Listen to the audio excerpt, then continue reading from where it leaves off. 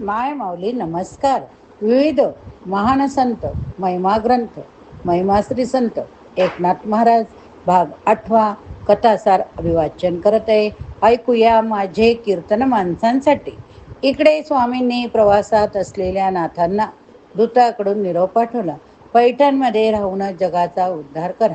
गुरूंची आज्ञा टाळणं शक्य, म्हणून उत्तर दक्षिण भारतातील सर्व तीर्थ करता करता ते रामेश्वरकडे निघाले. काशीची गंगा रामेश्वराला ओतली की महापुण्य लागते असे म्हणतात. जाताना वाटेत एका माळावर एक गाढव ताण्याने व्याकुळून पडलेले त्यांनी पाहिले. ईश्वर सर्व चराचरात व्यापून राहिलेले हे त्यांना आठवले. म्हणजे ह्या गाढवात ईश्वर, त्याला तडफडत ठेवून कसे जायचे? त्यांनी आपल्या जवळचे गंगाजळ गाढवाला पाजले. गाढव उठून निघून गेले. एकनाथ पुढे गेले. राहिले थोडे गंगाजळ, रामेश्वरावर वाहिले. त्यांना समाधान झाले. यात्रा पूर्ण करून पैठणला आले. म्हणूनच आपण सुद्धा आता चारधाम यात्रा करत असताना आपण काशीहून तीर्थ आणतो आणि ते रामेश्वरावरती जाऊन रामेश्वराच्या पिंडीवरती त्याचा अभिषेक करतो. यात्रा पूर्ण करून पैठणला आले. सैन्याशी वृत्ती मनाने मोहपाश कधीच तोडलेले करू म्हणून घरी गेले नाही. गावात मंदिरा शेजारच्या पटांगणात पिंपळाच्या पारावर उभे राहून ते कीर्तन करीत. खड्या आवाजातील मधुर वाणीची रसाळ कीर्तने सर्वांना आवडू लागली. हरिजन मुसलमान सुद्धा रस्त्यावर उभे राहून कीर्तन ऐकू लागले. चक्रपाणी प्रथेनुसार तेथे जात असत, पण तेजपुंज तरुणाला ते ओळखू शकले नाही. एक दिवस भावनेच्या भरात 2 हरिजन गर्दीत घुसले. तसे कर्मठ ब्राह्मणांनी भ्रष्टाचार म्हणून गोंधळ केला. एकनाथांनी आपल्या प्रभावी वाणीने शांतता निर्माण केली. सांगितले, माझे कीर्तन हे माणसासाठी आहे, मग तू कुठल्याही जातीचा, धर्माचा, पंथाचा असो. ज्यांना हे मान्य नसेल त्यांनी माझ्या कीर्तनाला येऊ नये. चक्रपाणीने ऐकले, मात्र लगेच म्हणाले, हेच ते माझ्या एकोबाचे विचार. एकोबाशिवाय असे दुसरे कोणी म्हणूच शकत नाही. ते धावत पुढे गेले. माझा एकोबा, माझा एकोबा. त्याला कडकडून मिठी मारली. एकनाथ रोज कीर्तन करीत. ज्ञानेश्वरी, अमृतानुभव, रामायण, महाभारत, भागवत इत्यादी ग्रंथांचे निरूपण करीत. कीर्तनाची महत्ता सांगताना ते म्हणतात, कीर्तनाने स्वधर्म पालन वाटते. अंतर्बाह्य ईश्वर प्रगट होतो. मग ह्या जगातील चराचरात ईश्वराशिवाय काहीच दिसत नाही. कीर्तने स्वधर्म वाढे, तेव्हा सबाह्य अभ्यंतरी देव प्रगटे चराचरी. तुझे देखावया संसारी, सर्वता उरी ठरेना. उत्तम फलप्राप्तीसाठी कीर्तन सुद्धा उत्तमच असावे.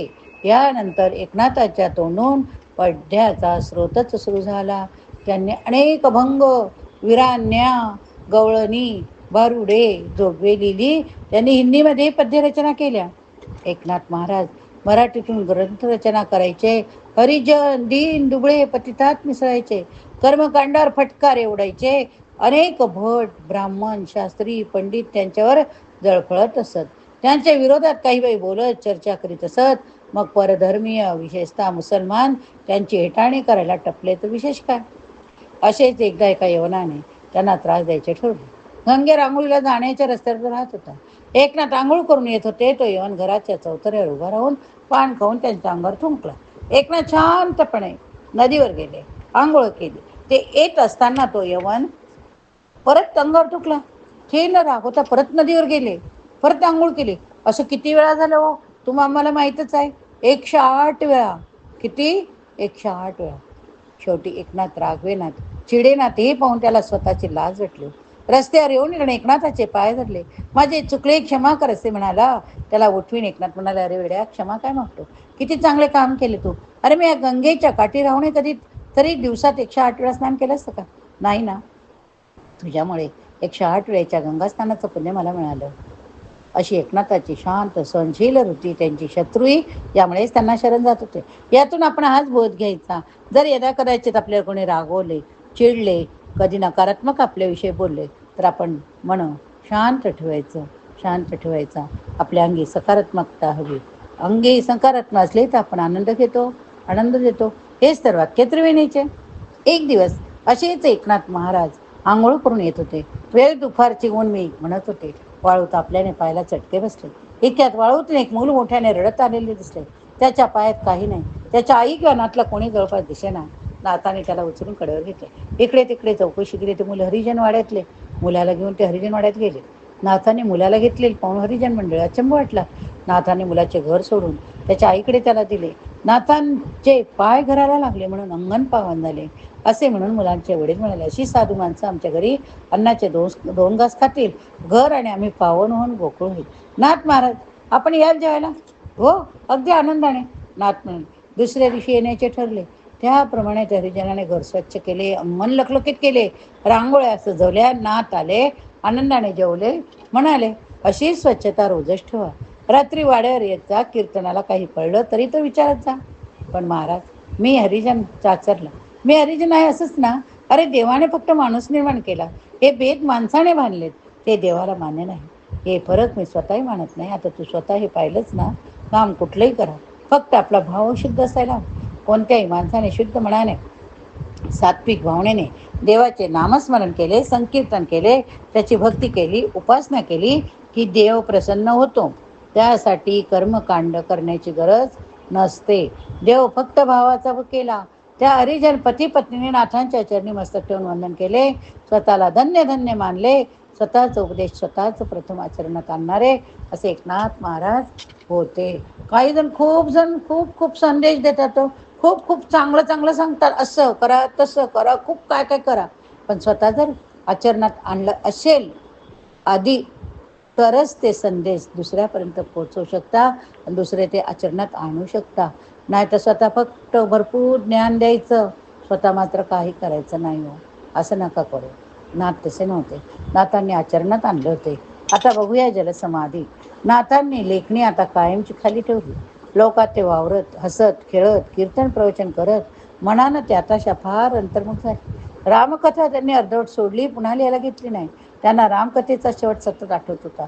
तिथं राम अवताराचं कार्य संपलेलं होतं. तो शेवट म्हणजे शरयू गंगेतील रामाचं आत्मसमर्पण. एके दिवशी त्यांनी लोकांना सांगून टाकलं, मला आता तिकडचं बोलून आलं. तिकडचं म्हणजे कुठलं? नाथ महाराज. तिकडचं म्हणजे आपण जिथून आलो तिकडे. काय म्हणते काय ना, मग आम्हाला वाली कोण? पण नाथ, तुम्ही गेल्यावर जगात राहिलं काय आमचं? कोण आम्हाला पुसणार? कोण आमचे अश्रू पुसणार? कोण आम्हाला कैवल्याचा मार्ग दाखवणार? तुम्हाला आम्हाला सांभाळणारा, तुमचं सर्वतोपरी रक्षण करणारा, संरक्षण करणारा तो प्रभू रामचंद्र समर्थ आहे. त्याला विसरू नका म्हणजे झालं. शुद्ध नीतीने वागा, परमेश्वरावर प्रेम करा, त्याची भक्ती करा, तोच तुमचा खरा तारक.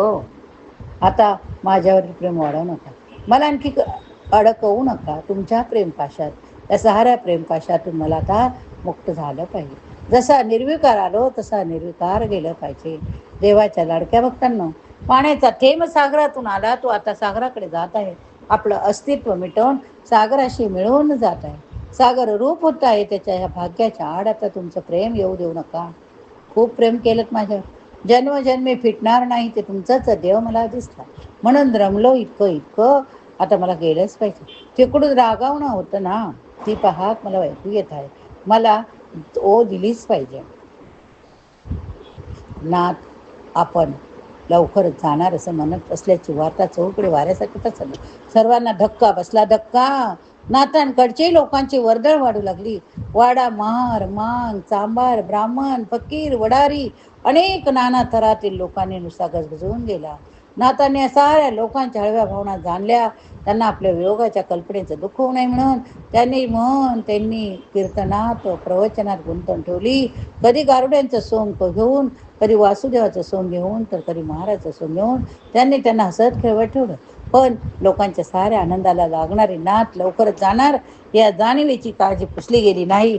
लोक हे सारे खेळ संपले म्हणजे पुन्हा त्या जाणीवेने खिन्न होत नाथांनी उद्धवाला बोलावून घेतलं आणि म्हटलं, उद्धवा, तुला आमचे सद्गुरू गेल्यावर षष्टीचा उत्सव का साजरा करायचा ते सांगितलं होतं, आठवतं ना? होय नाथ महाराज, त्याच वेळी तुला मी म्हटलं होतं या षष्टीला पुढील भविष्यात आणखी काही घडणार आहे म्हणून. काय घडणार म्हणता नाथ? या षष्टीलाच आम्ही जाणार, श्री सद्गुरूंना भेटायला जाणार. उद्धवा, अक्षरशः खाली कोसळला उद्धव. षष्टीचा दिवस जसा जवळ आला तसतसा नाथांच्या घरच्या उत्साहाला, कीर्तनाला, भजनाला, राम स्मरणाला निराळाचा रंग चढत चालला. नाथ लोकांना हेतुता यात रंगवून टाकत षष्टीच्या आदल्या दिवशी नाथांनी लोकांना आपल्या शेवटच्या प्रवचनात उपदेश केला. कोणी कोणाला छळ करू नका. नवऱ्यानं बायकोचा, सासूनं सुनेचा, पती पत्नीने घरच्या वृद्धांचा, बाहेरच्यांचा, पशुपक्ष्यांचा, त्या साऱ्यात एकाच अंधघर परमात्म्याचा आत्मरूपानं वास होत आहे. तो त्यांचा आत्मा तळमळला म्हणजे परमेश्वरच तळमळतो. बघा किती सुंदर वाक्य आहे. कोणी कोणाचा छळ करायचा नाही. कोणाचा म्हणजे काय हो? नवऱ्याने बायकोचा, सासूने सुनेचा, पती पत्नीने घरच्या वृद्धांचा, बाहेरच्यांचा, पशुपक्षींचा, साऱ्यांचा एकाच आनंदघन परमात्म्याचा आनंद रूपानं वास होत आहे. तो त्यांचा आत्मा तळमळला म्हणजे परमेश्वराचा तळमळतो. म्हणून कधीही कोणाचाही आत्मा तळमळू देऊ नका. आपल्याने होत असेल तेवढं आनंदाने करा. नाही झालं तर आपण मनाची तयारी ठेवा आणि आपण स्वतः बोला की माझ्याने होत नाही म्हणून. प्रपंच उत्तम करा, पण प्रपंचात अडकून पडू नका. हे सारं विश्व परमात्म्याचं. त्यानं या जगात कर्म करण्यासाठी आपली नियुक्ती केली. तेव्हा तुमचा प्रपंच हा तुमचा नाही. तुमची मुलं, बाळं, घर, दार सारं काही त्याचं आहे. त्याच्यासाठी तुम्ही काम करता. या भावनेने प्रपंच करा आणि प्रपंचातून आपली सुटका करून घ्या. कमळ पाण्यात राहू नये. पाण्याचा आपल्याला स्पर्श होऊ देत नाही. तसा प्रपंचातील कर्माचा, कर्मफळाचा तुम्हाला स्पर्श होऊ देऊ नका. अगदी निर्लेप राहा. माणसानं माणसाचा द्वेष करणं पाप आहे. माणसाचा देह हे परमेश्वराचं मंदिर. या भावनेनं माणसाशी वागा. मनुष्य मात्र प्रेम करा. स्पृश्य अस्पृश्य भाव टाकून द्या. एकमेकांना उराउरी भेटा. यानंच तुम्हाला देव भेटेल. परमेश्वर अर्पण बुद्धीनं प्रपंचातील कर्म करीत राहा. अंतकरणात परमेश्वर प्रीतीचे शुद्ध झरे वाहू द्या. तुमच्या संत सज्जनांचे पाय धरा. ते तुम्हाला तारतील. अहंकाराचा वारा लागू देऊ नका. समत्व भावानं परमेश्वरावर प्रेम करा. नाथांनी अथांग जनसमुदायासमोर हात जोडले आणि म्हटले, तुम्ही सारे जण संत व्हा. तुम्ही सारे जण संत व्हा. आपण बघूया नाथांनी काय सांगितले ते. आता वंदू जे सज्जन, जे का आनंद चिद्घन, वर्षताती स्वानंद जीवन, संतप्त निववावया. की ते भूतदयार्णव, की मायर आलिकनव, ते भोगावरी न विटती, त्यागावरी न उठती. आपुली सजस्थिती स्वयंवतती सदा. ते ज्ञातेपणान मिरविती, पिसेपण न दाविती. स्वरूप पुंज विस्मृती, गळुनी वतती निजांगे. प्रेमा अंगीचे जिरला, विस्मय येऊची विसरला. प्रपंचू परमार्थ ऐकू झाला, ऐटेला विभाग, ऐटेला विभाग. या ठिकाणी हा भाग संपवूया. पुढील भागात पुढील कथा बघूया. पुंडलिक वरदारी विठ्ठल एकनाथ महाराज की जय.